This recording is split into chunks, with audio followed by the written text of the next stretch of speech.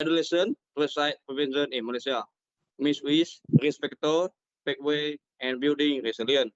Next slide. The following image show a growing public health emergency. As you can see, they show us that 31% prevalent of suicidal ideation among young age 30 to 17. This according to the National Health and Mobility Survey. And the middle point is 9.5%, which is excellent rate of attempt suicide among this demographic. And another one is 1 in 10, which means Malaysian young grappling with suicidal ideation. Next point.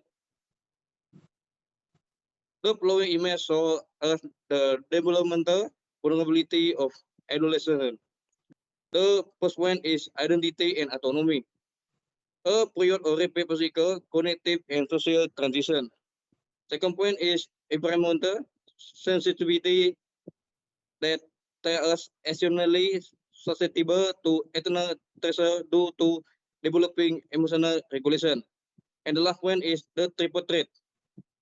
This means psychological vulnerabilities do not occur in a vacuum. They are exploited by intersecting pressure from family, school, and social media. Okay, I can pass to the next member. Okay, thank you, Lodris. My name is Vanessa Evangeline Anagulzin, and I will explain about the family dysfunctional. For the first one is emotional neglect, which means a poor parent-child communications and focus on disciplines over emotional support. Means that poor parents' communications that prioritize disciplines over emotional support, causing adolescents to suppress their feelings and experience deep isolation.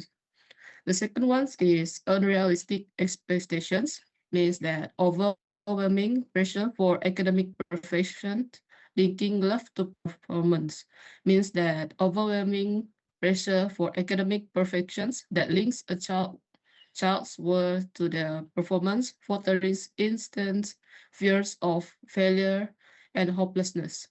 The third one is family conflicts, means that unstable home environments, arguments, and exposure to domestic trauma. A stable home's environment feels that with constant arguments and exposure to domestic trauma, which strips away the adolescent's sense of safety. The last one is financial stress, means that resource limitations compounding parents' emotional unavailability, which means economic hardships that reduce parental emotional availabilities and leave your feelings like an added burden to the family. Okay, that's all from me. Now I will pass to the next presenter. Thank you, Vanessa. Now is my part. I am Francesca Angel Anatodi. As you can see here, Pillar 2, the school ecosystem, which focuses on how the school environment can become a risk factor for adolescent suicide. According to the National Health of Morbidity Survey, NHMS 2017, 70% of Malaysian adolescents has serious considered suicide, while 7.3% has attempted it. This shows that schools play an important role in either increasing or reducing this risk. The first factor is academic pressure. In Malaysia, many students feel that their value depends on their results. High expectation from parents, teachers, and even themselves can create intense stress. When students cannot meet their expectation, they may experience anxiety, depression, and feeling of hopeless. Then, the second factor is bullying culture. Bullying is not just harmless teasing, it can have serious mental health consequences. The NHNS found that 16.2 of adolescents experience bullying, and victims were 4.8 times more likely to attempt suicide than those who are not bullied. Bullying can be physical, verbal, or online through cyberbullying, making students feel trapped and alone. The, the third factor is peer rejection. During adolescence, friendships or accepting are extremely important. Students who excluded, isolated, or rejected by their peers often develop feelings of loneliness and low self-worth. When this thing happens, together with bullying or academic stress, this risk of suicidal should become even greater.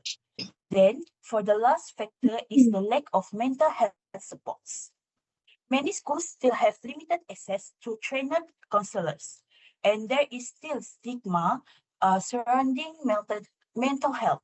Because of this, students may be afraid to ask for help, causing their emotional struggles to worsen without anyone noticing.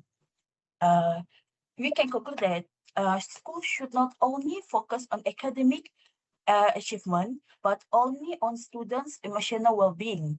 By preventing bullying, reducing academic pressure, and promoting peer inclusion, providing assemble health support school can become a safe place for the students. That's all for my part. I will pass it to my next member.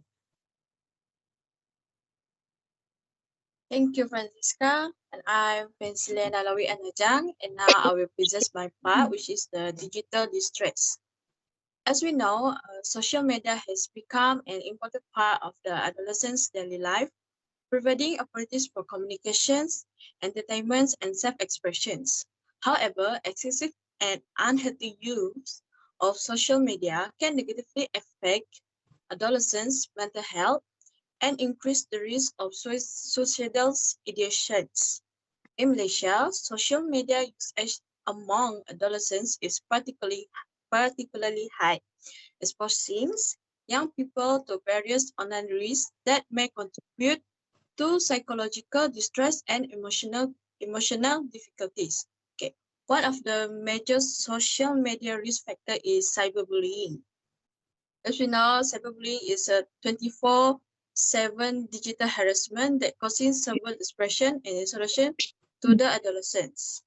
The second one is toxic social compression. Toxic social compression is an upward compression to idealize life, creating feelings of inadequacies.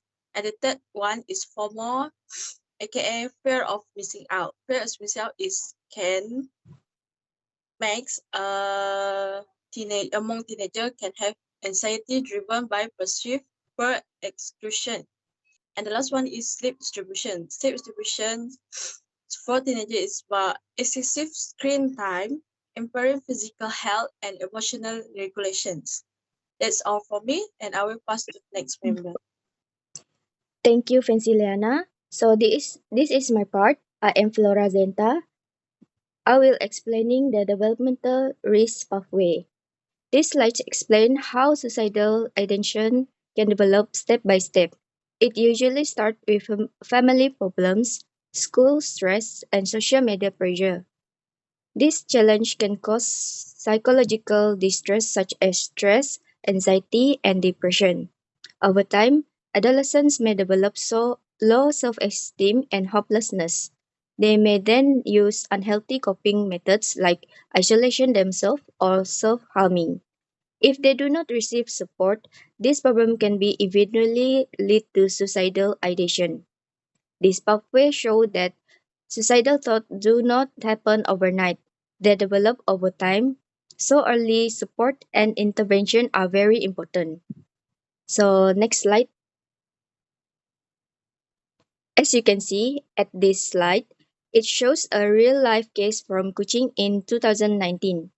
A 16-year-old girl posted an Instagram poll asking people to choose between life and death.